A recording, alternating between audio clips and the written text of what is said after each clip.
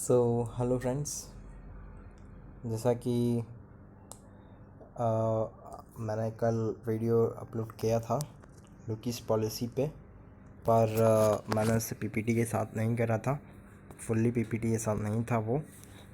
तो आज मैंने इसे पीपीटी के साथ अब मैं आप ये लेक्चर देने जा रहा हूँ, जिसमें हम आशियान कंटेक्स्ट में जो है वो सब सारी चीज़ें देखेंगे कि लोग किस पॉलिसी को हम आशियान के कंटेक्स्ट में देखेंगे।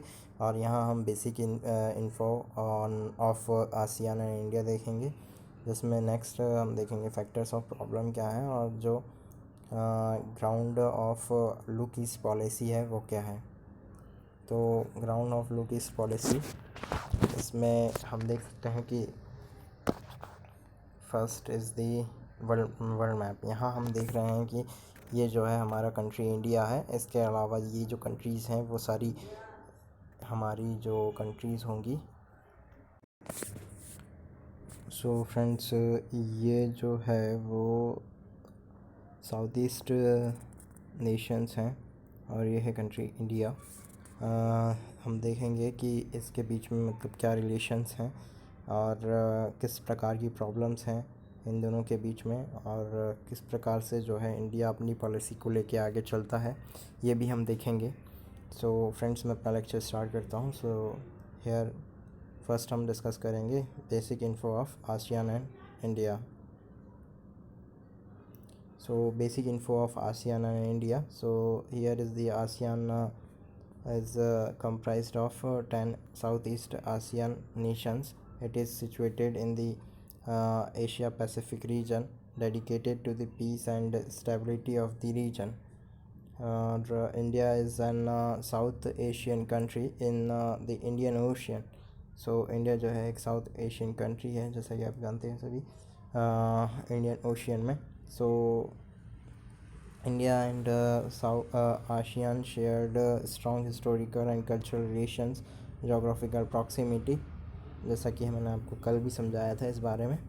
और यहाँ पे मैं आप देख सकते हैं कि ये जो है नेशंस हैं, म्यांमार, आसियान मेंबर कंट्रीज़ हैं सारी, Thailand, Cambodia, Singapore, Indonesia, Vietnam, Laos, Philippines, Brunei, Darussalam, and Malaysia. These are the countries, 10 countries which are the member of ASEAN.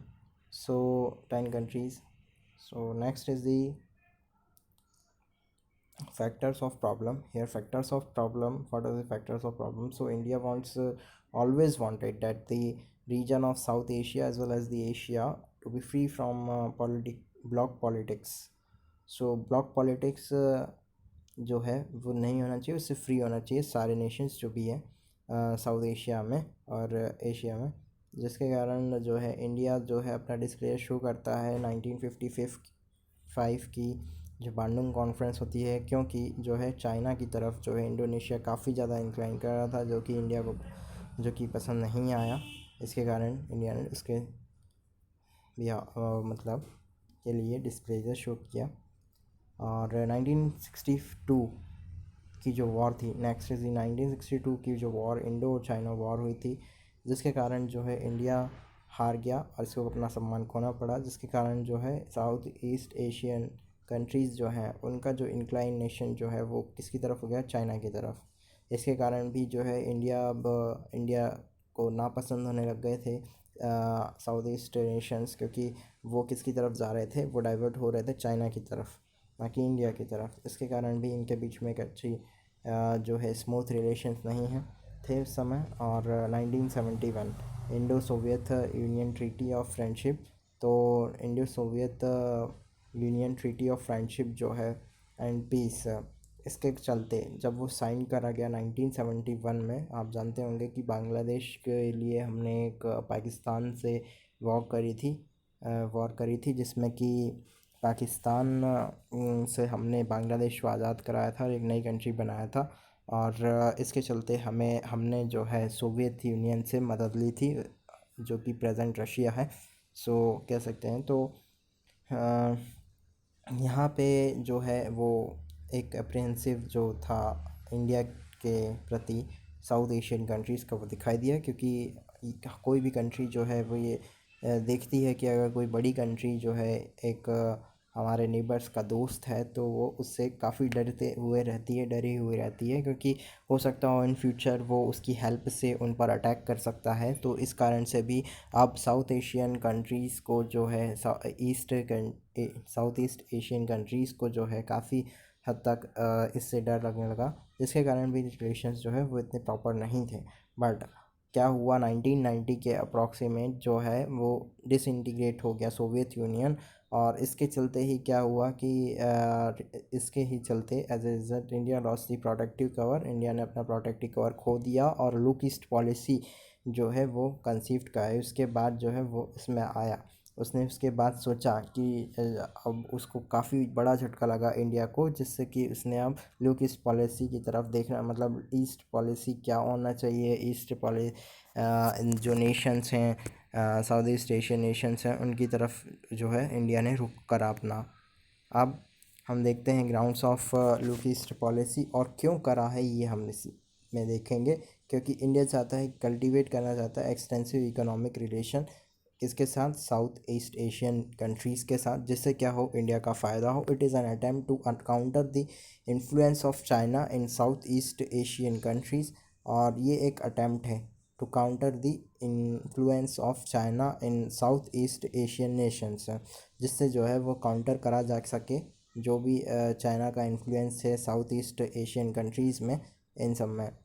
अब इसके थ्रू ये भी होगा कि काउंटर किस प्रकार से होगा, तो इकोनॉमी के तरीके से हम इसमें काउंटर कर सकते हैं। जो चीज़ आज चाइना से वो लोग ख़रीद रहे हैं साउथ ईस्ट एशियन नेशंस, वो कल को हम से ख़रीदेंगे, हो सकता है पूरी नहीं, लेकिन फिर भी हम काफ़ी हद तक जो है चाइना के जो इकोनॉमिक इंटरेस्ट को है वो प्रभावित कर सकते हैं।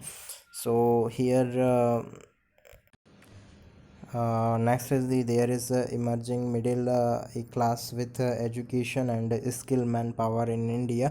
तो देख सकते हैं कि मिडिल क्लास जो है इमर्ज हो रहा है था, तो इसके चलते जो है वो इंडिया ने ये सोचा कि साउथ ईस्ट एशियन नेशंस के साथ जो है वो अच्छे से रिलेशन बनाए जाएं, जिसके चलते जो है वो रेमिटेंस बनाया जा सकता है वहाँ उन कंट्रीज़ से।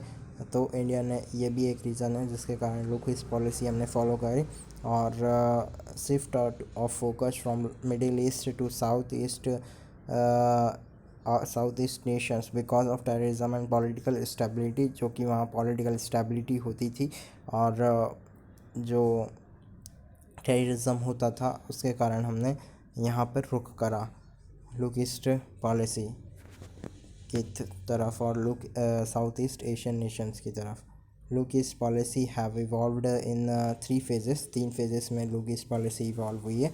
To cultivate extensive economic relation, opening north eastern states in to increase the economic relation. तो हमने नॉर्थ ईस्ट स्टेट्स को ओपन करा इकोनॉमिक रिलेशंस के लिए। थर्ड इज़ हमने देखा कि पहले हमारी लुक ईस्ट पॉलिसी हुआ करती थी, लेकिन जो प्रेजेंट गवर्नमेंट है उसके आते ही जो है एक्ट ईस्ट पॉलिसी हुई, मतलब मूव करा हमने रियलिटी की तरफ और रियलिज़म की तरफ, जो कि पहले नहीं था, और इसे हम कह सकते हैं काफ़ी हद तक नहीं था। So it also implies improving infrastructure in north eastern states, और इसके चलते हमने ये भी देखा था कि इंफ्रास्ट्रक्चर जो है कि वो यहाँ पर नॉर्थ ईस्ट स्टेट्स में उनको इम्प्रूव करा, और या फिर अभी कर भी रहे हैं और भी, और to ensure better connectivity the with South East Asian nations, जिससे हम अपनी बेटर कनेक्टिविटी कर सकें साउथ ईस्ट एशियन नेशन से। सो नेक्स्ट हम देख सकते हैं कि ये है हमारा इंडिया का मैप, और इसमें मैं आपको एक बार और बता सकता हूँ, बता देता हूँ कि ये जो है हमारा, ये है अपना south northern north east states, और यहाँ से जो है यहाँ पे जो है वो नेशंस पड़ेंगे जिनसे हम रिलेशंस की बात कर रहे हैं साउथ ईस्ट एशियन नेशंस। तो यहाँ से हमने यहाँ पे काफ़ी सारे डेवलपमेंट्स करे हुए हैं, जिससे कारण जो है वो हमें यहाँ पे इकोनॉमिक रिलेशन रखने में कोई जो है ज़्यादा परेशानी ना हो। सो almost okay friends, so this is the lecture on ASEAN nation or look east policy. Okay, so आप सभी के इससे मतलब फिर भी मैंने ये सोचा कि पीपीटी पे वीडियो बनना चाहिए, क्योंकि काफ़ी अच्छा होगा, आपको हेल्प करेगा आगे. तो आप इससे मेरा टेलीग्राम चैनल डाउन ज्वाइन करके वहाँ से इसकी पीपीटी जो है डाउनलोड कर सकते हैं फ्रेंड्स. सो आज के लिए इतना ही friends. Thank you. We will meet next day, tomorrow. Bye friends. If you like, then please like it and comment if you have a suggestion for video. Bye.